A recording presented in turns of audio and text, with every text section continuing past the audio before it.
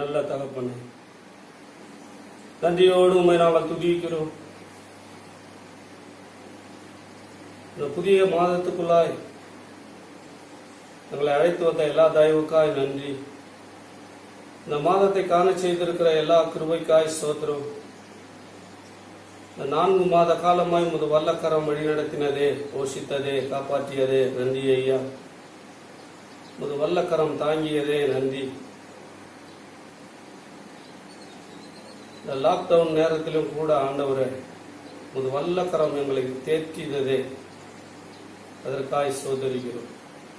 இந்த 5வது மாதத்தை காண செய்திருக்கிற தயவுக்கு நன்றி. இந்த மாதத்திலும் உமது நாமத்தை நாங்கள் மகிமைப்படுத்தி உயர்த்த எங்களுக்கு கிருபை பாராட்டும், அதற்கு தகுதிப்படுத்தும். ஆண்டவரே, இப்பொழுது கூட ஆண்டவரே, முழு இருதயத்தோடு உம்மை நாங்கள் துதிக்க எங்களுக்கு உதவி செய்யுங்க. உமது வார்த்தைகளை தியானிக்க எங்களுக்கு கிருபை பாராட்டுங்க. உமது மகிமை பிரசன்னத்தினால் எங்களை நிரப்புங்க. வாக்கு தத்தத்தை தந்து மகிழ்ச்சியாக்குங்க. அப்படியே செய்ய போகிற தயவுக்கு நன்றி. ஒப்பு கொடுக்கிறோம் ஆண்டவரே, நீங்க ஆளுகை செய்யுங்க. துதி, கன, மகிமை யாவற்றையும் ஒருவருக்கே செலுத்துகிறது. எல்லா தடைகளும் விலகுவதாக இயேசுவின் நாமத்தில் ஒப்பு கொடுத்து ஜெபிக்கிறோம். இயேசுவின் நாமத்தில் வேண்டிக் கொள்கிறோம் ஜீவனுள்ள நல்ல பிதாவே, ஆமென், ஆமென். தேவனுடைய பிள்ளைகளே, இந்த புதிய மாதத்துக்குள்ளாய் தேவனுடைய கிருபையினாலே நாம் கடந்து வந்திருக்கிறோம். தேவ கிருபை முற்றிலுமாய் நம்மை வழி நடத்தி வந்து கொண்டிருக்கிறது. அதற்காக அவரை நாம் ஸ்தோத்தரிப்போம், போற்றி துதிப்போம். என் தேவனே, புதிய இதயம் உடனே. இந்த பாடலை நாம் கரங்களை தட்டி கர்த்தருடைய நாமத்தை மகிமைப்படுத்தலாம்.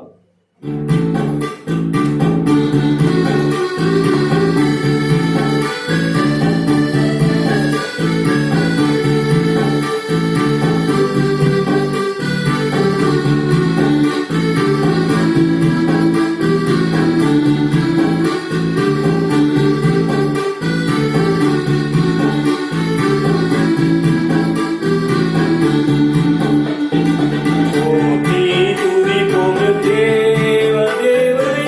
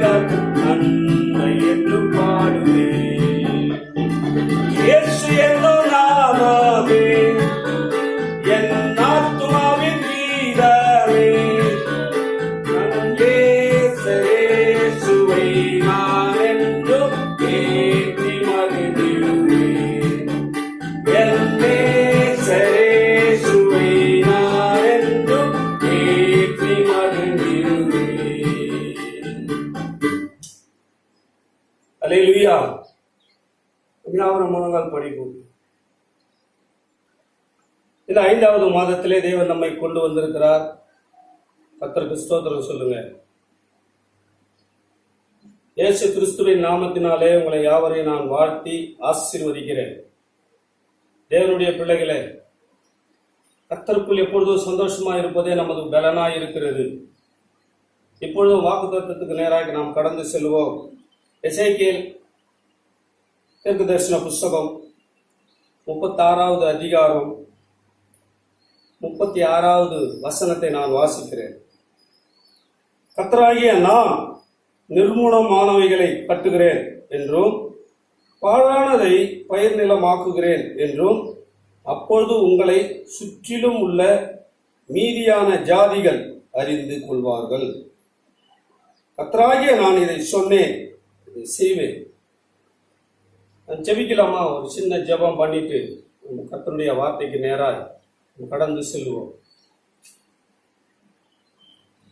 நல்ல தகப்பனே, இந்த 5வது மாதத்திலும் எங்களை ஒன்று சேர்த்தீரே நன்றி. இந்த மாதத்தை காண செய்திருக்கிறீரே நன்றி. இந்த புதிய மாதத்தை எங்களுக்கு தந்திருக்கிறீர், நன்றி ஐயா. இந்த வேளையிலும் ஆண்டவரே, உமது நாமத்தை நீங்கள் மகிமைப்படுத்துங்கப்பா. உமது வார்த்தையை தந்திருக்கிறீர், அதற்காய் ஸ்தோத்திரம். இதை நாங்கள் சுதந்திரத்துக் கொள்ள, இதற்கு நாங்கள் கீழ்ப்படிந்து நடக்க எங்களுக்கு கிருபை பாராட்டுவீராக. ஒப்பு கொடுக்கிறோம் அப்பா. ஒவ்வொரு இருதயத்தையும் திறப்பீராக. உமது நாமத்தை நீர் மகிமைப்படுத்துவீராக. தடைகளை மாற்றுங்க இயேசுவின் நாமத்தில், ஆமென். கர்த்தராகிய நான் நிர்மூலமானவைகளை கட்டுகிறேன். தேவன் இந்த வார்த்தைகளை ஏன் தந்தார் என்ற கேள்விக்கு போவதற்கு முன்பாய்,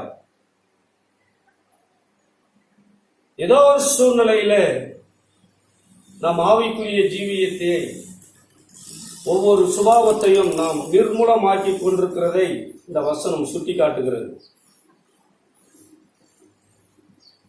நான் நிர்மூலமானவைகளை கட்டுகிறேன். இந்த மாதத்திலே உங்களை தேவன் ஆவிக்குரிய ஜீவியத்திலே கட்டி எழுப்ப போகிறார். இழந்ததை கொடுத்து கட்டி எழுப்ப போகிறார். எதையெல்லாம் நீங்கள் கிடைக்காது என்று, முடிந்து போனது என்று நினைக்கிறீர்களோ, அது எல்லாவற்றிலும் தேவன் இருக்கிறது என்று கட்டி எழுப்பி ஆசீர்வதித்து நம் கரத்திலே தரப்போகிறார். 2வது சொல்லுகிறது, பாழானதை பயிர் நிலமாக்குகிறேன். கிறிஸ்துவின் குணாதிசயம் நம்ம கிட்ட பாழாய் போயிருந்தா அதை அவர் துளிக்க செய்வார். அதுதான் பாழானதை பயிர் நிலமாக்குகிறேன். ஒன்றும் இல்லாததை எழும்பி கட்டப் போகிறார். நிர்மூலமாய் போச்சு, ஒண்ணுமே இல்லை. பொருளாதார ரீதியிலும் சரி, ஆவிக்குரிய ரீதியிலும் சரி, இந்த மாதத்திலே தேவன் நம்மை சரிப்படுத்தி ஆசீர்வதிக்க போகிறார். அது யார் சொல்லி இருக்கிறார்? கர்த்தரே சொன்னார். அல்லேலூயா. நல்ல விலையை சொல்லுங்க. கர்த்தராகிய நான் இதை சொன்னேன், இதை செய்வேன். தீர்க்கமா ஆண்டவர் நமக்கு கட்டளையிடுகிறார். ஒன்று நல்லா தெரிஞ்சுக்குங்க. நாம் ஆவிக்குரிய ஜீவியத்திலே அநேகருக்கு முன்பாய் சரியா இருக்கிறது போல தோணும். நிறைய பேர் சாட்சி கூட சொல்லலாம், அவங்கள மாதிரி ஒரு ஆவிக்குரிய ஜீவியத்திலே வளர முடியாது அப்படின்னு சொல்லி. மனிதரை நாம் ஏமாற்றி விடலாம். ஆண்டவர் மனிதர் அல்ல, அவர் தேவன்.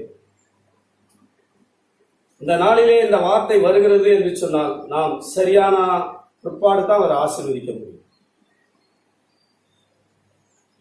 நிர்மூலமானவைகளை காட்டுகிறார். நம்முடைய பாழான வாழ்க்கை பயிர் நிலமாக அவர் மாற்றுகிறார். கிறிஸ்துவின் சுபாவம் நமக்குள் அழிந்து போயிருக்கிறது, குறைந்து போயிருக்கிறது. கிறிஸ்துவை வெளிப்படுத்துகிற சுபாவம் நமக்குள் குறைந்து போயிருக்கிறது. அதை தேவன் கட்டி எழுப்ப விரும்புகிறார். சங்கீதங்களின் புஸ்தகம் 10வது சங்கீதம் வாசிக்கலாம் பாருங்களேன். 1வது வசனம், சங்கீதக்காரன் என்ன சொல்லுகிறான் என்றை நாம் வாசிக்கலாம். கர்த்தாவே, ஏன் தூரத்தில் நிற்கிறீர்? ஆபத்து நேரிடுகிற சமயங்களில் நீர் ஏன் மறைந்திருக்கிறீர்? ஆண்டவர் நம்மை விட்டு தூரமாய் நிற்கிற ஒரு காரியம் நம்மிடத்துல இருக்குமாயின் நம்ம கண்களுக்கு அந்த சமயம் எல்லாமே அவர் மறைத்துக் கொண்டார். இயேசு கிறிஸ்து சிலுவையிலே இந்த உலகத்தின் பாவத்தை சுமந்த பொழுது தேவன் அவர் முகத்தை மறைத்தார். தேவனுடைய பிள்ளைகளே, தேவன் அவருடைய முகத்தை மறைத்தார். கர்த்தாவே, ஏன் தூரத்தில் நிற்கிறீர்? நீர் கொடுத்த ரட்சிப்பு நிர்மூலமாகி போச்சு. நீர் கொடுத்த பரிசுத்த ஆவி நிர்மூலமாகி போச்சு. நீர் கொடுத்த கிறிஸ்துவின் சுபாவம் எனக்குள் பாழாகி போய்விட்டது. அதனால்தான் தேவன் அவர் தூரத்தில் நிற்கிறார். எல்லாம் விலகி சொல்லுங்க. எனக்கு ஆபத்து நேரிடும், இது எல்லாம் இல்ல, தேவன் என்னுடைய வாழ்க்கையில இல்லைன்னா எனக்கு ஆபத்து தான். அவர் முகத்தை எனக்கு மறைத்து விடுவார். இது அறியாது இருக்கிற தேவஜனமே, சபை நடக்கல, சபை ஆராதனை அனுபவம் வேறு, தன்னை தனியாக திடப்படுத்திக் கொள்கிற அனுபவம் வேறு. தேவன் ஒரு மனுஷனிடத்தில் இருக்கும்போது, ஒரு மனுஷ இடத்துல இருக்கும்போது தேவன் திடப்படுத்திடுவார். தேவன் அவர்களை உணர்த்திடுவார். சரி, இப்ப ஆண்டவர் இதற்காக இன்னொரு வாக்குத்தத்தம் கொடுக்க வேண்டியதாக இருக்கிறது. சகரியா தீர்க்கதரிசன புஸ்தகம் 10வது அதிகாரம் 1வது வசனத்தை நாம் வாசிக்கலாம்.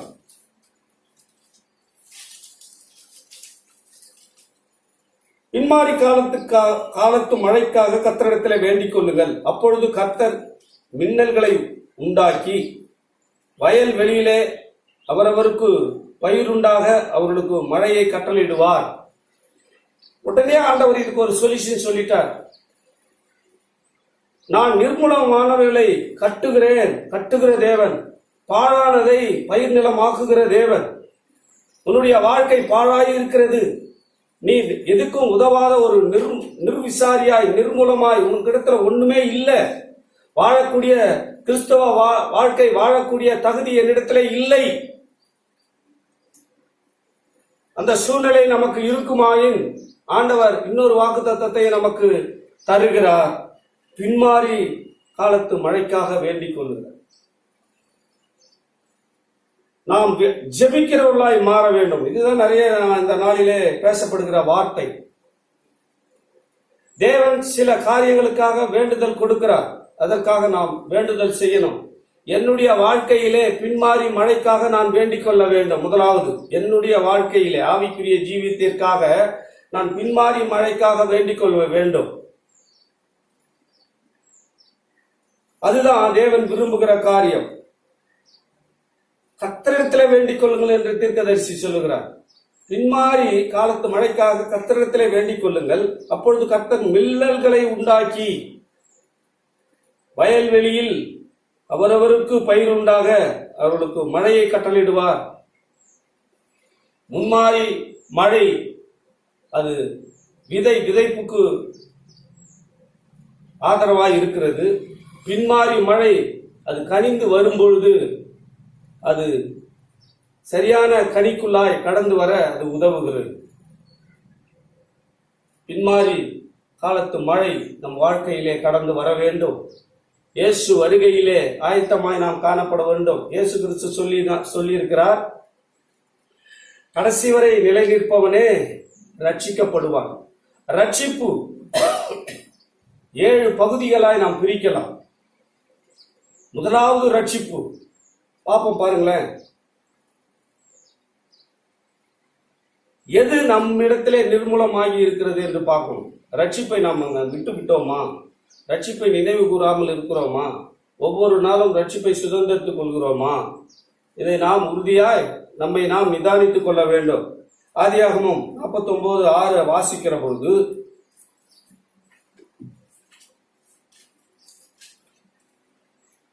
என் ஆத்துமாவே அவருடைய ரகசிய ஆலோசனைகளுக்கு உடன்படாதே. என் மேன்மையே அவர்கள் கூட்டத்தில் நீ சேராதே. அவர்கள் தங்கள் கோபத்தினாலே ஒரு புருஷனை கொன்று. என் ஆத்துமாவே, ரகசிய ஆலோசனைனாவே அது தப்பு. அப்படின்னா நீ எப்பேற்பட்டவனா இருக்கணும்? சங்கீதம் 1:1 நம்ம வாசிக்கிற மாதிரி தான், நீர்கால்களில் ஓடமாய் நடப்பட்டு தன் காலத்திலே தன் கனியை கொடுக்கிற இலையுதா இருக்க மரத்தை கொடுப்பார். இப்படி இருக்கணும். நீர்கால்களில் ஓரமாய் நடப்பட்டு தன் காலத்தில் தன் கனியை தருகிற மரத்தை போல, இலையுதிராது இருக்கிற மரத்தை போல நாம் இருக்கணும். ரகசிய ஆலோசனைகளுக்கு உட்படக்கூடாது. வேதத்தில் சொல்லப்படாத வழிமுறைகளுக்கு எதிராக நாம் நடக்கும்போது ரகசிய ஆலோசனை உட்படுகிறோம். நல்லா விளங்கிக் கொள்ளுங்க. அப்போ 2வது வசனம், சங்கீதம் 1:2 நம்ம 1வது வசனமா வாசிங்க. இதுதான் ஆதியாகமம் 49:6 உள்ள விளக்கமும் இதுதான். துன்மார்க்கருடைய ஆலோசனை, ரகசிய ஆலோசனை, அது ரகசிய ஆலோசனை. துன்மார்க்கருடைய ஆலோசனையை நடவாமலும் பாவிகளுடைய வழிகளிலே நில்லாமலும் பரியாசக்காரர் உட்காரும் இடத்திலே உட்காராமலும் கர்த்தருடைய வேதத்தில் பிரியமாயிருந்து இரவும் பகலும் அவருடைய வேதத்தில் தியானமாயிருக்கிற மனுஷன் பாக்கியவான். அல்லேலூயா. இரவும் பகலும் இப்ப நேரம் நல்லா கிடைச்சிருக்கு நமக்கு. இரவும் பகலும் அவருடைய வேதத்திலே தியானமா இருக்க கற்றுக்கொள்ள வேண்டும். இதுதான் நம்ம ரட்சிப்பை காத்துக்கொள்ள முடியும். ஏசாயா தீர்க்கதரிசன புஸ்தகம் 29வது அதிகாரம் 1வது வசனத்தை நாம் வாசிக்கிற பொழுது,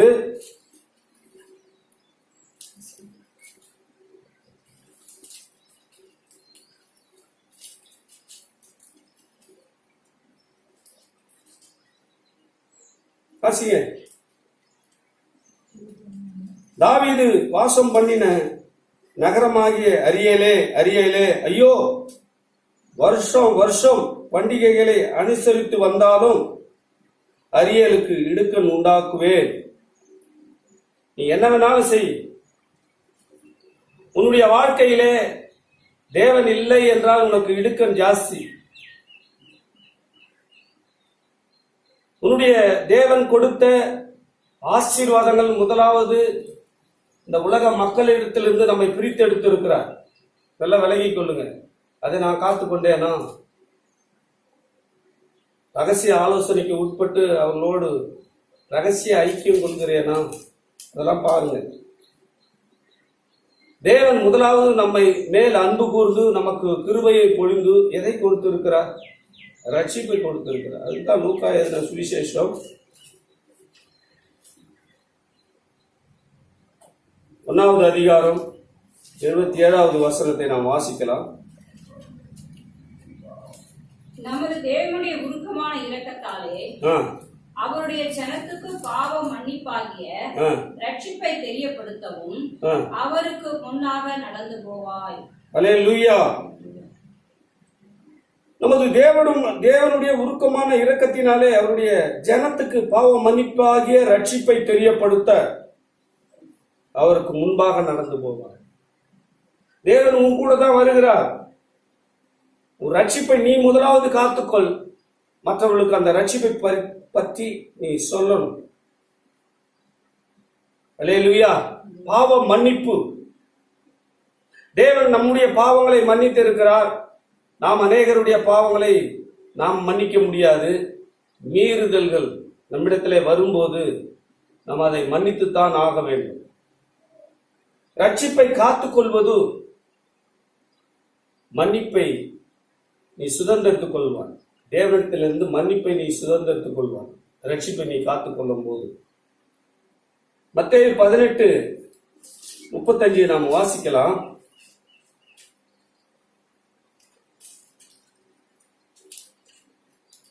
நீங்கள் நீங்களும் அவனவன் தன் தன் சகோதரன் செய்த தப்பிதங்களை மனப்பூர்வமாய் மன்னியாமல் போனால் என் பரமபிதாவும் உங்களுக்கு இப்படியே செய்வார். அதான் நீங்க ரட்சிப்பை காத்து கொள்ளும் போது நீங்க மன்னிக்கிறவர்களா இருப்பீங்க, மன்னிப்பு பெறுகிறவர்களா இருப்பீங்க.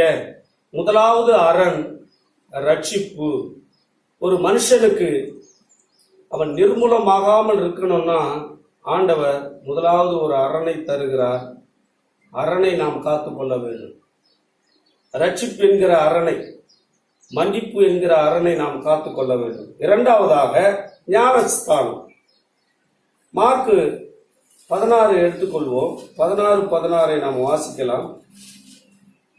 இரண்டாவது அரண் விசுவாசம் உள்ளவனாகி ஞானஸ்தானம் பெற்றவன் ரட்சிக்கப்படுவான். ஞானஸ்தானம் பெற்றவன் ரட்சிக்கப்படுவான். விசுவாசியாதவனோ ஆக்கினைக்குள்ளாக தீர்க்கப்படுவான்.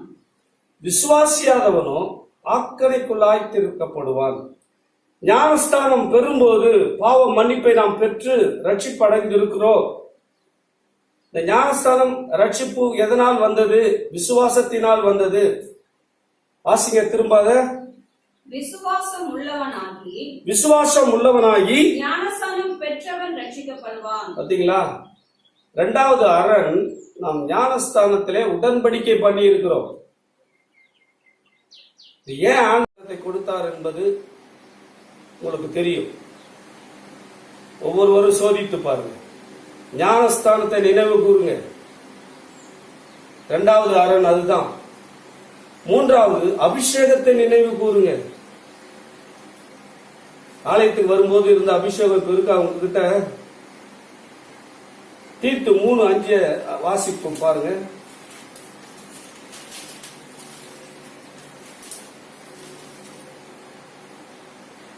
நாம் செய்த நீதியின் கிரிகள் நிமித்தம் அவர் நம்மை ரட்சியாமல். நாம் எது செய்தாலும் நீதி கிடையாதுங்க. நம்ம எது செய்தாலும் நீதியின் கிரின்னு சொல்லி நான் நீதியை தான் செய்தேன்னு சொன்னாலும் அது நீதி கிடையாது. அதெல்லாம் விளங்கி கொள்ளுங்க. அவர் நம்மை ரட்சிக்காமல் தமது இரக்கத்தின்படியே, அந்த ரட்சிப்பும் ஞானஸ்தானம் தேவனுடைய இரக்கத்தின்படி மறுஜென்ம முழுக்கினாலும் ஞானஸ்தானத்தினாலே பரிசுத்த ஆவியின் உடைய புதிதாக்குதனாலே நம்மை ரட்சித்திருக்கிறார். எத்தனை ரட்சிப்பு பாருங்க. மன்னிப்பு ஒரு ரட்சிப்பு. இரண்டாவது விசுவாசம் ஒரு ரட்சிப்பு, ஞானஸ்தானத்தை கொண்டு வந்தது. மன்னிப்பு நமக்கு ரட்சிப்பை கொண்டு வந்தது. விசுவாசம் நமக்கு ரட்சிப்பை கொண்டு வந்தது. இங்க பரிசுத்த ஆவியின் அபிஷேகம் நமக்கு ரட்சிப்பை கொண்டு வந்தது. இதுல எதை இழந்திருந்தாலும் நாம் நிர்மூலமானவர்களா, நாம் நிர்மூலமாகி இருக்கிறோம், இழந்திருக்கிறோம், தொலைத்திருக்கிறோம் என்பதுதான் உண்மை. நல்லா விளங்கி கொள்ளுங்க. அப்போ அதிலேயே பரிசுத்த ஆவியினால் புதிதாக்குவதனாலே நாம் ரட்சித்தார். அது தமது கிருபையினாலே நாம் நீதிமான்களாக்கப்பட்டு நித்திய ஜீவனுக்குண்டான என்கிற நம்பிக்கை உண்டாகும்படி சுதந்திரத்தக்கதாக அவர் நமது இரட்சகராகிய இயேசு கிறிஸ்து மூலமாய் அந்த பரிசுத்த ஆவியை நம்மேல் சம்பூர்ணமாய் பொழுந்தருளினார். அவர் பொழுந்தருளின பரிசுத்த ஆவி இப்போ உங்களிடத்துல இருக்கிறதா? சகோதரிகள் எல்லாம் கூடி ஜெபிக்கிறாங்க. கடமைக்கு ஜெபிக்கிறீங்களா?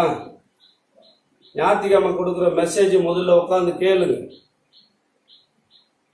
வர்ஷிப் போடு நாங்க எதுக்கு எடுத்து போடுறோம்னா, நீங்க வர்ஷிப் தனியா எப்போ வேணாலும் பண்ணுங்க.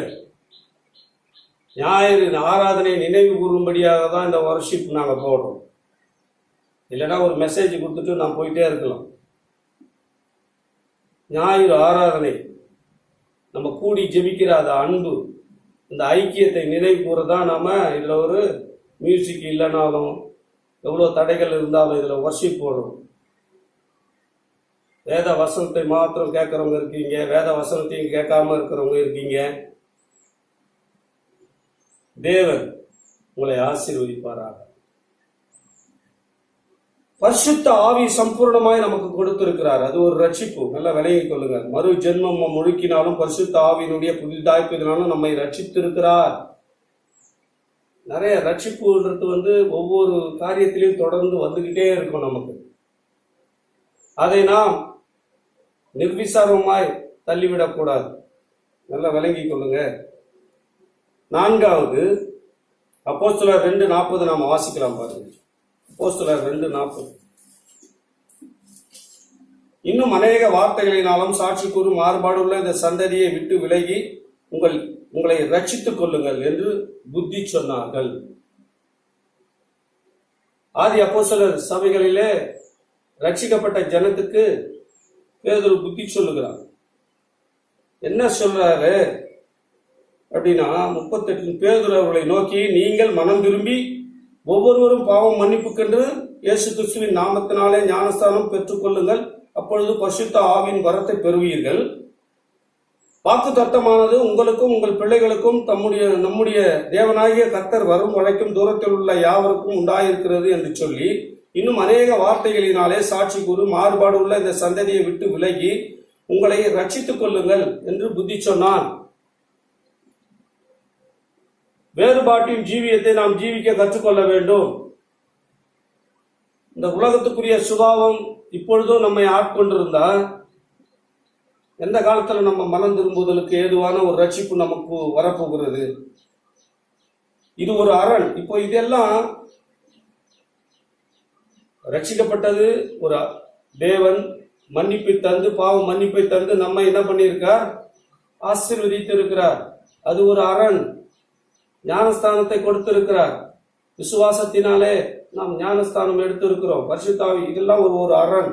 இந்த அரண்களை நீ நிர்மூலமாக்கி இருந்தா, இப்ப பாருங்களேன், வேறுபாட்டின் ஜீவியம், அபிஷேகம் இல்லாத ஒரு வாழ்க்கை இருந்துச்சுன்னா வேறுபாட்டின் ஜீவியத்தை வாழ முடியாது. எல்லாம் ஒன்றுக்கொன்று தொடர்ச்சியாகவே இருக்கிறது. ஐந்தாவது ஒரு குறிப்பு பார்க்கலாம் பாருங்க. யாக்கோப்பு 5:15-16 வாசிக்கலாம். நம்முடைய வாழ்க்கையிலே தெய்வீக சுகம் என்பது ஒரு ரட்சிப்பு. அது தெரியுமா? தெய்வீக சுகம் டாக்டரால முடியாது என்றுவாங்க. ஆனாலும் தேவன் சுகத்தை கொடுத்து, அந்த வலி இருக்கத்தான் செய்யும், அந்த வேதனை இருக்கத்தான் செய்யும், நம்மை ஆட்கொண்டு இருப்பார்.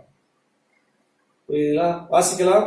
நீங்கள் சொஸ்தம் அடையும்படிக்கு உங்கள் குற்றங்களை ஒருவருக்கொருவர் அறிக்கையிட்டு ஒருவருக்காக ஒருவர் ஜெபம் பண்ணுங்கள். நீதிமான் செய்யும் ஊக்கமான வேண்டுதல் மிகவும் பலன் உள்ளதா இருக்கிறது. அல்லேலூயா. நீதிமான் செய்யும் ஊக்கமான ஜெபம் மிகவும் பலன் உள்ளது. தெய்வீக சுகத்தை கொண்டு வரும். உங்களுக்கு நீங்களே ஜெபித்துக் கொண்டாலும் சரி, மற்றவர்கள் உங்களுக்கு ஜெபித்தாலும் சரி, ஜெபிக்கிறவங்க நீதிமானா இருக்கும். அப்போ இதை யாருன்னா காத்து கொண்டாதான் ஜெபிக்கும் போது நமக்கு சுகம் கிடைக்கும்.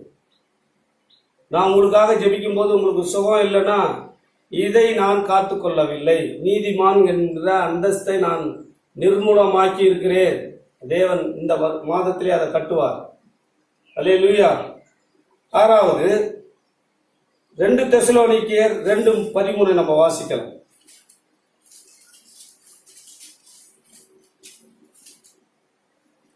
கர்த்தருக்கு பிரியமான சகோதரரே, நீங்கள் ஆவியினாலே பரிசுத்தமாக்கப்படுகிறதினாலும் சத்தியத்தை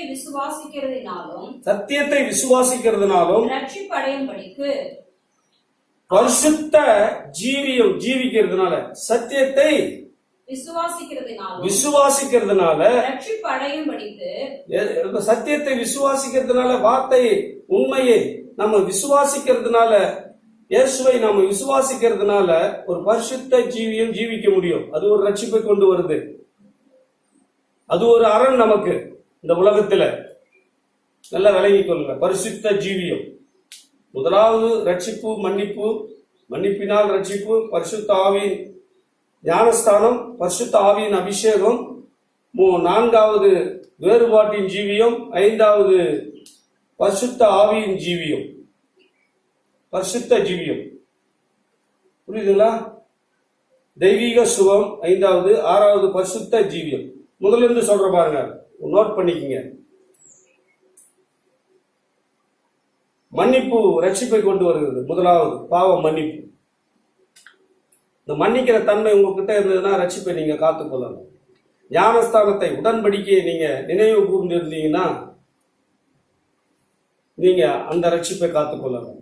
ஞானஸ்தானம் ஒரு ரட்சிப்பு. பரிசுத்த ஆவியின் அபிஷேகம் அது ஒரு ரட்சிப்பு. நான்காவதாக வேறுபாட்டின் ஜீவியம் அது ஒரு ரட்சிப்பு.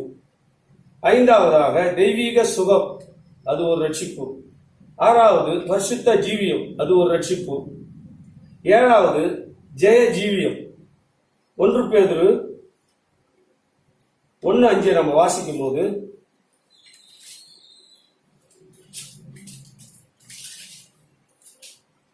கடைசி காலத்திலே வெளிப்பட ஆயத்தமாக்கப்பட்டிருக்கிற ரட்சிப்புக்கு ஏதுவாக விசுவாசத்தை கொண்டு தேவனுடைய பலத்தினாலே காக்கப்பட்டிருக்கிற உங்களுக்கு அந்த சுதந்திரம் வைக்கப்பட்டிருக்கிறது. தேவன் வருகிற போது ஆயத்தத்தோடு எதிர்நோக்கி போகிற ஒரு ரட்சிப்பு, அதுதான் கடைசி ரட்சிப்பு.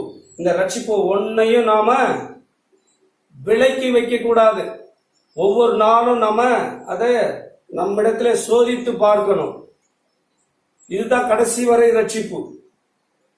இயேசு கிறிஸ்து வரும் வரை ரட்சிக்கப்படுகிறவன் எவனோ, முடிவு பரியந்தம் நிலைத்திருப்பவன் எவனோ அவன் ரட்சிக்கப்படுவான். அதுதான் இயேசு கிறிஸ்து சொன்ன இந்த ரட்சிப்பு. இதுதான் ஜெய ஜீவியத்தை நம் கடைசியிலே நாம் ஜெயம் எடுக்க உதவி செய்யும். பரதேசில் இருக்கிற அந்த கனியை புசிக்க செய்யும். ஜெயம் கொடுக்கிறவன் எவனோ அவன் பரதேசில் இருக்கிற அந்த கனியை, ஜீவ விருட்சத்தின் கனியை புசிக்க கொடுப்பார். புரியுதுங்களா? இது யாவற்றையும் எதையோ ஒன்று நாம் இழந்திருக்கலாம். இந்த காலகட்டங்களில் நாம் எதை இழந்திருந்தாலும் கர்த்தர் கட்ட வல்லவராயிருக்கிறார். எதை நிர்மூலமாக்கி இருந்தாலும், நம்ம அசட்டை பண்ணி விட்டு இருந்தாலும் கர்த்தர் நம்மை கட்டி எழுப்புகிறவராய் இருக்கிறார். அதை ஒரு 15 நிமிஷத்துல பார்த்து முடிக்கலாம். இந்த 7 ரட்சிப்பு, முதலாவது ரட்சிப்பிலிருந்து ஸ்டார்ட் பண்ணி கடைசி ரட்சிப்பு வரை நிலை நிற்பவனே பாக்கியவான். ஜெய ஜீவியத்தை அவன் ஜீவித்திருக்கிறான் என்று அர்த்தம். அப்போ இது ஒரு அரண், ஒரு ஆவிக்குரிய அரண். ஒரு ஆத்மாவுக்கு ஆவிக்குரிய அரண் எதுன்னு கேட்டீங்கன்னா, இந்த ரட்சிப்பை ஒவ்வொரு காலகட்டத்திலையும் நமக்கு வருகிற போராட்டங்களிலே இதை நாம் ஜெயம் எடுக்க வேண்டும். அது தேவன் விரும்புகிறார். இந்த அரண்களை நிர்மூலமாக காரணம் என்ன? ஏன் நிர்மூலமாகி போச்சு அப்படின்னா, ஒரே ஒரு காரணம் தான் நமக்குள்ள, அகங்காரம். ரட்சிக்கப்பட்டு இருந்தோம், ரட்சிப்புக்கு எதிர்வா துணிவா நாம செயல்படுவது என்ன காரணம் அப்படின்னா அகங்காரம். அது யாருக்குமே வெளிப்படாது. வேதம் அதை சுட்டி காட்டுகிறது. அது இங்கிலீஷ்ல சொல்லுவாங்க இல்லையா, செல்ஃப் வில் அப்படிம்பாங்க. ஆதியாகமம் 49:6 நம்ம வாசித்தோம் இல்லையா, அதை திரும்ப வாசிப்போம். 49:6. என் ஆத்துமாவே அவர்களுடைய ரகசிய ஆலோசனைக்கு உடன்படாதே, என் மேன்மையே அவர்கள் கூட்டத்தில் நீ சேராதே, அவர்கள் தங்கள் கோபத்தினாலே ஒரு புருஷனை கொன்று தங்கள் அகங்காரத்தினாலே அரண்களை நிர்மூலமாக்கினார்களே. ரகசிய ஆலோசனை, இதுல சொல்லப்படுகிற ஒவ்வொரு காரியத்தை நீங்க எடுத்துக்கொண்டால் எதுவோ ஒண்ணு ஒரு சமயத்துல நம்மை ஆட்கொள்ளும். அப்போ அதுக்கு என்ன காரணம் அப்படின்னா அகங்காரம். நம்மிடத்திலே அகங்காரத்தினாலே அரண்களை நாம் நிர்மூலமாக்குகிறோம். என்னிடத்திலே காணப்படுகிற அகங்காரம், பரிசுத்த ஆவி நம்மிடத்துல வராது. தேவன் பேசுகிறவர் பேச மாட்டார், வெளிப்படுத்துகிறவர் வெளிப்படுத்த மாட்டார். அகங்காரம். நம்மை அறியாமலே பிசாசு நமக்குள் வந்து செயல்படுகிற ஒரு காரியம். முதலாவது அதை தெரிந்து கொள்ளும். ஏன் அரண்கள் நிர்மூலமாக்கப்படுகிறது அப்படின்னா, ஒரு மனுஷனுக்குள்ளே கொடுக்கப்பட்ட ரட்சிப்பை அது வெறுமையாக்குகிறது அப்படின்னு சொன்னா, அவனுக்குள் இருக்கிற அவன் இடம் கொடுத்த அகங்காரம், அது பதறி பேசுகிற வார்த்தையா இருக்கலாம், கோபமா இருக்கலாம், எரிச்சலா இருக்கலாம். இது முழு உருவம் தான். அகங்காரம் ஒண்ணு இருந்தாவே போதும். சொல்றோம் இல்ல, மண்ட கர்வம் அப்படின்றோமே, அதுதான். அப்போ அது அகங்காரம் எதை கொண்டு வருகிறது அப்படின்னு பவுல் சொல்றாருன்னா, அதுதான் அவர் சொல்றார், நான் அனுதினம் சாகுறேன். எதுக்கு? பாவத்துக்கு. பாவத்துக்கு நான் அனுதினம் சாகணும். சாக ஒப்பு கொடுக்கறது கிடையாது. நாம பெருமையை முன்னிறுத்துறோம். அதுதான் அகங்காரத்தை. அதுதான் அகங்காரம் என்றது. இன்னொரு வார்த்தை என்னன்னா சுய சித்தம். அதுதானே இங்கிலீஷ்ல சொல்லப்பட்டிருக்கிறது, செல்ஃப் வில் அப்படின்னு சொல்றாங்க. அது இங்கிலீஷ் பைபிள் எடுக்க போனா என்ன சொல்றாங்க? செல்ஃப் வில் அப்படின்னா சுய சித்தம். அது தேவ சித்தம் இல்லை. அது தேவன் உன்னோடு பேச வேண்டிய அவசியமே இல்லை. அது ஆனா உன் வாயிலிருந்து அது வருகிறது. நல்லா விளங்கி கொள்ளுங்க. உன் அறங்களை நீ நிர்மூலமாக்கி கொள்கிறார். எதனாலே? உன் அகங்காரத்தினாலே, உன் சுய சித்தத்தில். அகங்காரம் தான் சுய சித்தம். உன் விருப்பத்தை நிறைவேற்றும் போது அது அகங்காரமாய் காணப்படுகிறது தேவனுடைய பார்வையில. உன் சுய சித்தம் அகங்காரமாய் பார்க்கப்படுகிறது. அது உன்னிடத்தில் இருக்கிற ரட்சிப்பை அதை ஆட்டம் காண செய்யும். நல்லா விளங்கி கொள்ளுங்க. அப்போ ஒரு 2 சாமுவேல் 11:12 நம்ம வாசிக்கலாம் பாருங்க. அது கொஞ்சம் நல்லா விளங்கும். தாவீது துய சித்தத்தை செய்தான். அப்பொழுது தாவீது உரியாவை நோக்கி 11:12 வாசிங்க. உரியாவை நோக்கி இன்றைக்கும் நீ இங்கே இரு, இன்றைக்கு நீ இங்கே இரு, நாளைக்கு உன்னை அனுப்பி விடுவேன் என்றான். நாளைக்கு உன்னை 1:2 சாரி.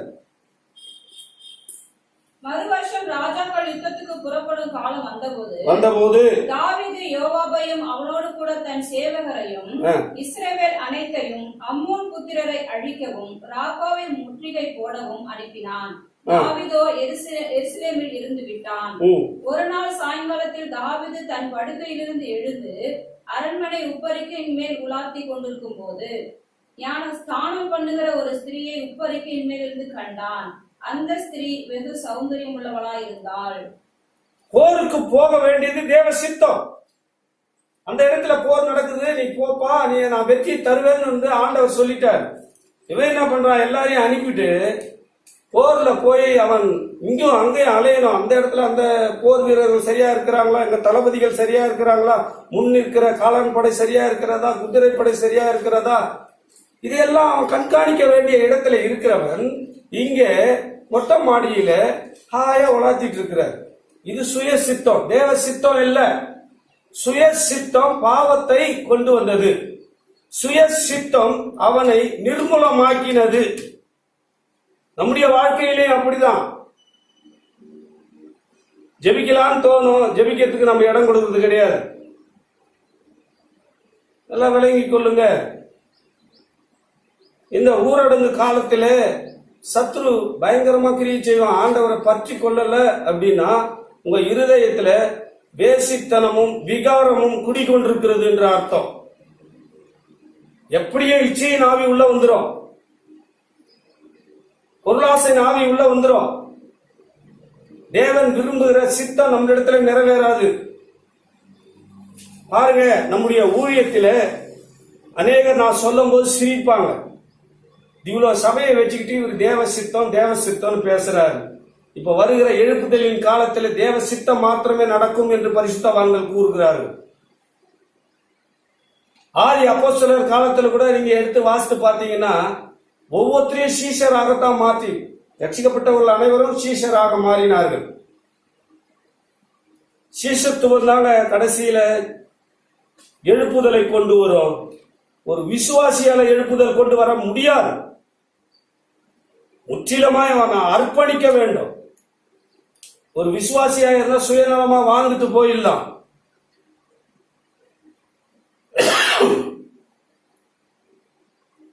குருவை பின்பற்றுகிறவன் சீஷன். இயேசுவே தான் குரு. இயேசுவை நீ பின்பற்றி ஒவ்வொரு நாளும் வாழக்கூடியவன் சீஷன். அவனால தான் இந்த அடிக்கிற காத்திலையும் மழையிலையும், மழை போன்ற பிரச்சனை, காற்று போன்ற பிரச்சனை,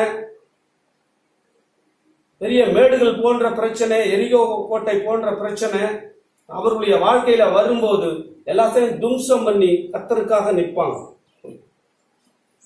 தேவனுடைய பிள்ளைகளை, இங்கே தாவீது தன் சுய சித்தத்தை நிறைவேற்றி தன் அரணை நிர்மூலமாக்கினான். ஆண்டவர் விட்டுட்டாரா? கட்டினார். தீர்க்கதரிசியை கூப்பிட்டு சொல்லி அவனிடத்துல உணர்த்தி வைத்து அவனை மனம் மாறச் செய்தார், மன்னிப்பு கேட்க செய்தார், அவனை திரும்பவும் கட்டினார், அவனை எழுப்பினார். நம்முடைய வாழ்க்கையிலும் தேவன் நம்மை மன்னிக்க வல்லவராயிருக்கிறார். நம்முடைய தவறுகளை நாம் அவரிடத்திலே சொல்லி மறைக்காமல் தம் பாவங்களை அறிக்கையிடுகிறவன் மன்னிப்பை பெற்றுக்கொள்ளும். மறைக்கிறவனோ ஆக்கினைக்கு உள்ளாகும். நல்ல விலகிக் கொள்ளுங்க. நம்முடைய காரியங்கள் எல்லாம் தேவன் கவனித்துக் கொண்டிருக்கிறார். அவர் மனுஷன் அல்ல, அவரை ஏமாற்ற முடியாது. நான் ஆரம்பத்திலே சொன்னேன், அவர் மனுஷர் அல்ல, அவரை நாம் ஏமாற்ற முடியாது. அவர் தேவன். இரண்டாவது, நிர்மூலமாக்கப்பட்ட ஆலயம். வாசிக்கலாம். எஸ்ரா தீர்க்கதரிசன புஸ்தகம், எஸ்ராவின் புஸ்தகம் 5:12 நம்ம வாசிக்கலாம். எங்கள் பிதாக்கள் பரலோகத்தின் தேவனுக்கு கோபம் ஊட்டினபடியினால் அவர் இவர்களை பாபிலோன் ராஜாவாகிய நேபுகாத்நேச்சர் என்னும் கல்தேயர் கையில் ஒப்பு கொடுத்தார். இவன் இந்த ஆலயத்தை நிர்மூலமாக்கி ஜனத்தை பாபிலோனுக்கு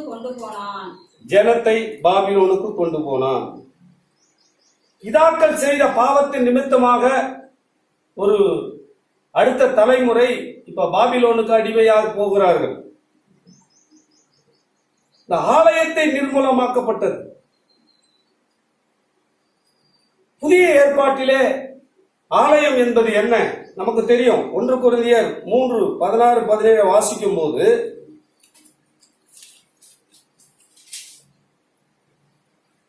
நீங்கள் தேவனுடைய ஆலயமாய் இருக்கிறீர்கள் என்றும் தேவனுடைய ஆவி உங்களில் வாசமாய் இருக்கிறார் என்றும் அறியாதிருக்கிறீர்களா? இந்த 7 வகையான ரட்சிப்பை உங்களுக்குள்ள இல்ல அப்படின்னா நீங்க ஒரு ஆலயமே அல்ல. அதிலே தேவன் உலாவ முடியாது. உங்க ஆலயத்தை நீங்க கெடுக்காதீங்க. அந்த ஆலயத்திலே தேவன் வாசம் செய்ய விரும்புகிறார். அந்த ஆலயத்திலே உலாவ விரும்புகிறார். அந்த ஆலயத்திலே தேவன் உங்களோடு பேச விரும்புகிறார். ஒருவன் தேவனுடைய ஆலயத்தை கெடுத்தால் அவனை தேவன் கெடுப்பார். தேவனுடைய ஆலயம் பரிசுத்தமாய் இருக்கிறது. நீங்களே அந்த ஆலயம். பரிசுத்தல் குறைச்சல் உண்டாச்சுன்னா ரட்சிப்பு நமக்கு இழந்து போவிடும். நல்லா விலகிக் கொள்ளுங்க. அப்போ இந்த ஆலயத்தை நாம் நிர்மூலமாக்க கூடாது. பரிசுத்த குறைச்சல் ஆகிட்டோம்னா நிர்மூலமாகிடும், பாழாய் போயிடும். இதுல தேவனுடைய ஆசீர்வாதம் செழிக்கணும்.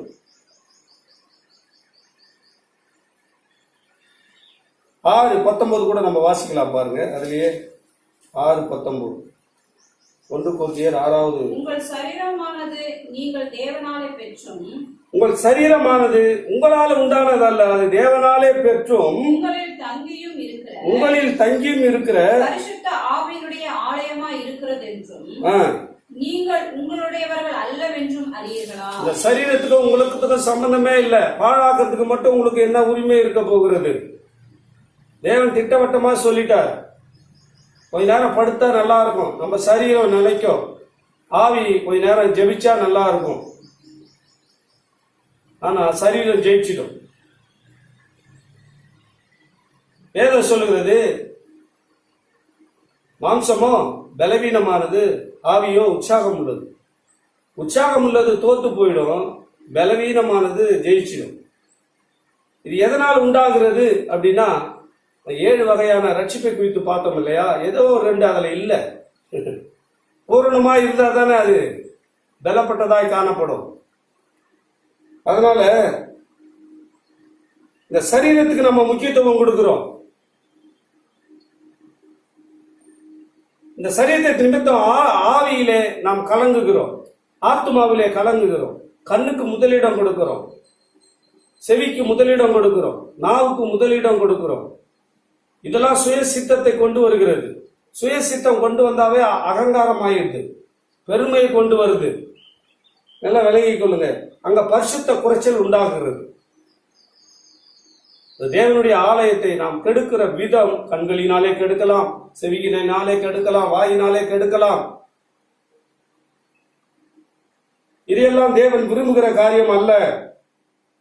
1 தெசலோனிக்கேயர் 5:23 நம்ம வாசிக்கும் போது பவுல் எழுதுகிறார் தெசலோனிக்கே சபைக்கு, முற்றிலும் பரிசுத்தமாக்கப்படும் சமாதானத்தின் தேவன் தாமே உங்களை முற்றிலும் பரிசுத்தமாக்குவார். அந்த ஆலயத்தில் அவர் கடந்து வரும்போது நீங்க இதுதான் ஆண்டவரே, வராததுக்கு காரணம் இதுதான், நீங்க உங்களுக்கும் எனக்கும் இடையூறா இருக்கிறது இந்த காரியம்தான் என்று உங்களுக்கு ஒரு உணர்வு வரணும். வந்தாதான் அதுல ஒரு பரிசுத்தம் காணப்படும். ஆண்டவர் உணர்வு வந்துட்டாவே ஆண்டவர் மன்னிச்சிடுவார். அறிக்கை இட்டீங்கன்னா ஆண்டவர் மன்னிச்சிடுவார். வந்துடுது அப்படின்னாவே ஆண்டவர் உங்களை பரிசுத்தமாக்கிடுவார். முற்றிலும் பரிசுத்தம். அந்த காரியத்தை குறித்து ஒரு சமாதான குறைச்சல் உங்களுக்கு உண்டாயிருக்கும். அதை எடுத்து போட்டு சமாதானத்தை தந்து பரிசுத்தமாக்குவார். 2 கொரிந்தியர் 7:1 நம்ம வாசிக்கும் போது பரிசுத்தத்தின் பூரணத்துக்கு நம்மை கொண்டு போவார். நல்லா விளங்கி கொள்ளுங்க. 2 கொரிந்தியர் 7:1. இப்படிப்பட்ட வாக்குத்தத்தங்கள் நமக்கு உண்டாயிருக்கிறபடியினால் பிரியமானவர்களே, மாம்சத்திலும் ஆவியிலும் உண்டான எல்லா அசுசியும் நீங்க, மாம்சத்திலும் ஆவியிலும் உண்டாகிற எல்லா அசுசியும் நீங்க நம்மை சுத்திகரித்துக் கொண்டு பரிசுத்தமாக்குதலை தேவ பயத்தோடு பூரணப்படுத்த கடவோம். பரிசுத்தமாக்குதலை தேவ பயத்தோடு பூரணப்படுத்த கடவோம். எல்லா அசுசியும் நம்ம விட்டு நீக்கணும். இந்த காலத்துல, இந்த மாதத்துல நீங்க அதெல்லாம் யாருக்காகவும் செய்யாதீங்க, உங்களுக்காக, தேவனுக்காக. நானும் தேவனும் அவள்தான். இல்ல யாரு பாக்குறாங்க, யாரு நம்ம உயர்த்துறாங்க, யாரு நம்ம புகழறாங்க, யாரு நம்ம தட்டி கொடுக்கறாங்க, இதெல்லாம் நம்ம பார்க்கவே கூடாது. நம்மை நாம் தேவனுக்கு முன்பாய் நிற்கும் போது தகுதியுள்ள பாத்திரமா இருக்கும். தேவனுடைய பிள்ளைகளே,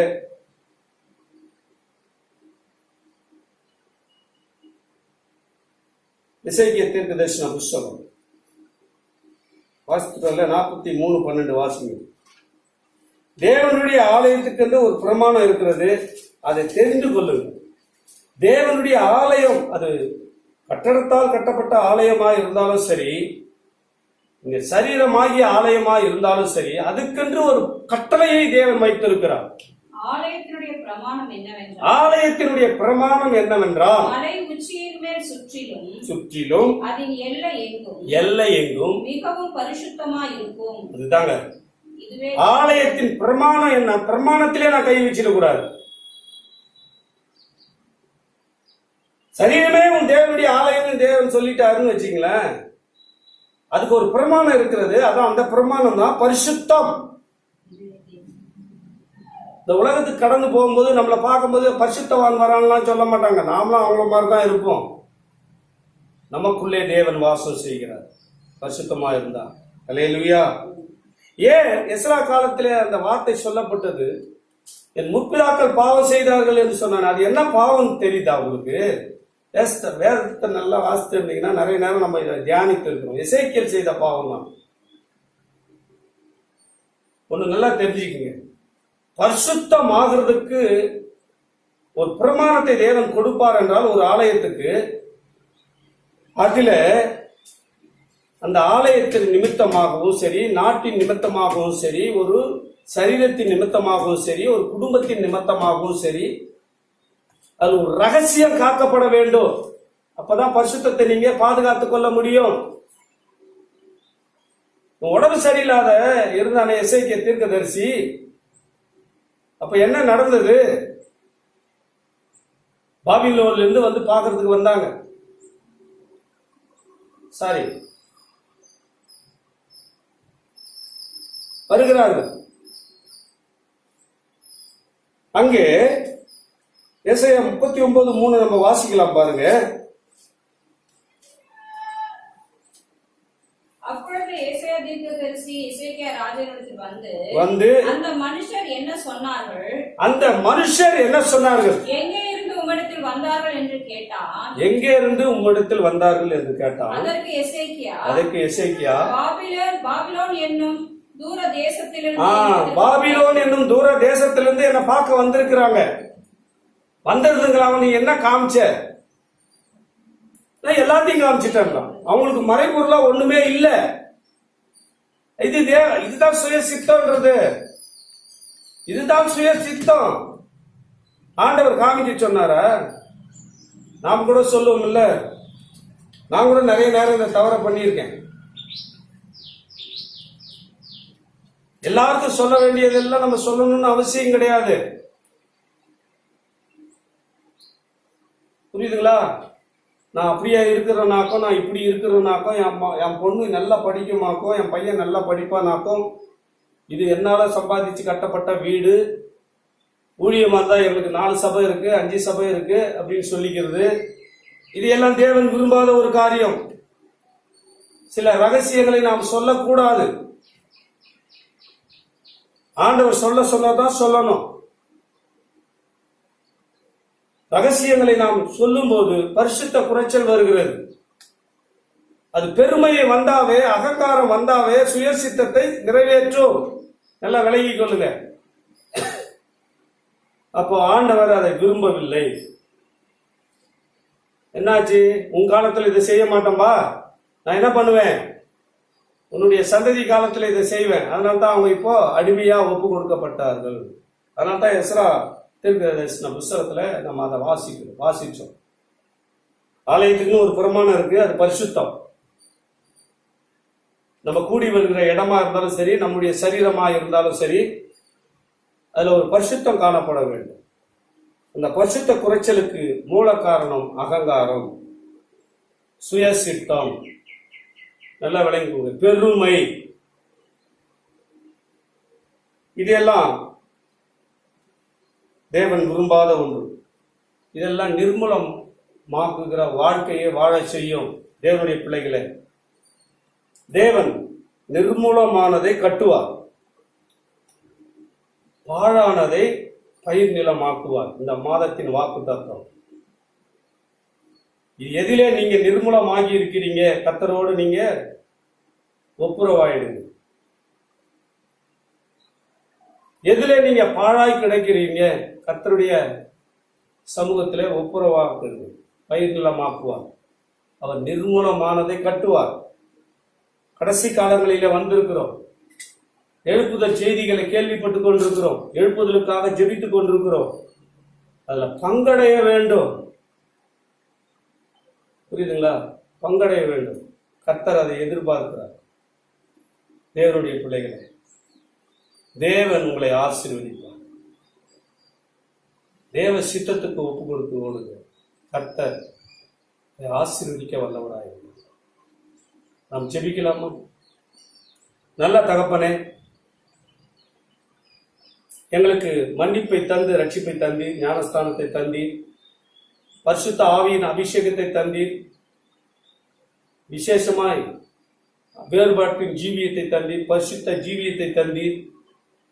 ஆண்டவரே, இந்த 7 ரட்சிப்பை நாங்கள் சுதந்திரத்துக் கொள்ளும்படியாய் ஆயத்தமாகுகிற ஜெய ஜீவியத்தின் வாழ்க்கையை தந்திருக்கிறீர். நீர் வருகையிலே ஆயத்தமாகி காணப்பட இந்த 7 ரட்சிப்பும் எங்களுக்கு தேவையாய் இருக்கிறது. ஆண்டவரே, எதிலே நாங்கள் குறைவுள்ளவர்களாய் இருந்தாலும் தயவாய் மன்னித்து விடுங்கப்பா. நாங்கள் எங்களை அர்ப்பணிக்கிறோம். எங்கள் ஆசீர்வாதத்துக்கு குறையை உண்டாக்குகிற தேவன் விரும்பாததை நாங்கள் செய்கிறவர்களாய் காணப்படும் போது பரிசுத்த குறையுள்ளவர்களாய் காணப்படுகிறோம். தேவன் விரும்பாததை செய்யும் போது பெருமை உள்ளவர்களாய் இருக்கிறோம். தேவன் விரும்பாததை செய்யும் போது அகங்காரம் உள்ளவர்களாய் இருக்கிறோம். எங்கள் சுயசித்தத்தை நாங்கள் நிறைவேற்றுகிறவர்களாய் இருக்கிறோம். தேவன் விரும்புகிறதை செய்யும் போது தேவன் அநேக 1000 ஆசீர்வாதங்களை எங்களுக்கு வைத்திருக்கிறீர். ஐயா, ஜெயம் எடுக்க பிசாசை தருகிறீர். அதற்காக ஸ்தோத்தரிக்கிறோம் ஆண்டவரே. கேட்ட வார்த்தைகளின் பிரகாரம் ஆண்டவரே, எங்களை நீர் ஆசீர்வதியும், பலப்படுத்தும், தைரியப்படுத்தும். இன்னும் ஆண்டவரே, இந்த காலங்களிலே, இந்த லாக்டவுன் காலங்களிலே ஆண்டவரே, ஒவ்வொருடைய தேவைகளையும் தேவன் அபரிவிதமாய் சந்திங்கப்பா. ஒவ்வொருவரையும் ஆசீர்வதித்து வழி நடத்துங்க. சிறு பிள்ளைகள் எல்லாம் பொறுப்பெடுத்துக் கொள்ளுங்க. வாலிப பிள்ளைகள் எல்லாம் பொறுப்பெடுத்துக் கொள்ளுங்க. எந்த தொற்று இவர்களுக்கு வராதபடி வேலி அடங்கி உமது நாமம் மகிமைப்படட்டும் ஆண்டவர். உமது சித்த மாத்திரம் இவர்களுடைய வாழ்க்கையில நிறைவேறட்டும். தேவைகளை சந்திங்கப்பா. அர்ப்பணிக்கிறோம், ஒப்பு கொடுக்கிறோம். ஆசீர்வதிங்க. இயேசுவின் நாமத்தில் வேண்டிக் கொள்கிறேன் ஜீவனுள்ள நல்ல பிதாவே, ஆமென். என் ஆத்துமாவே கர்த்தரை ஸ்தோத்திரி, என் முழு உள்ளமே பரிசுத்த நாமத்தை ஸ்தோத்திரி. என் ஆத்துமாவே கர்த்தரை ஸ்தோத்திரி, கர்த்தர் செய்த சகல உபகாரங்களையும் மறவாதே. ஆமென். கர்த்தராகிய இயேசு கிறிஸ்துவின் கிருபையும் தேவனுடைய அன்பும் பரிசுத்த ஆவியானுடைய அந்யோன்ய ஐக்கியமும் இன்றும் என்றும் சதா காலமும் நம் அனைவரோடு கூட இருந்து நம்மை ஆசீர்வதித்து வழி நடத்துவதாக. ஆமென், ஆமென். தேவனுடைய பிள்ளைகளே, கவலைப்படாம இருங்க. உடைய விரைவில் ஒரு விடுதலையோடு நாம் ஆராதிக்கலாம், துதிக்கலாம். தேவன் நம்மை பலப்படுத்தி நிலைநிறுத்த வல்லவராய் இருக்கிறார், ஆசீர்வதித்திருக்கிறார். சமாதானத்தோட கடந்து செல்வோம்.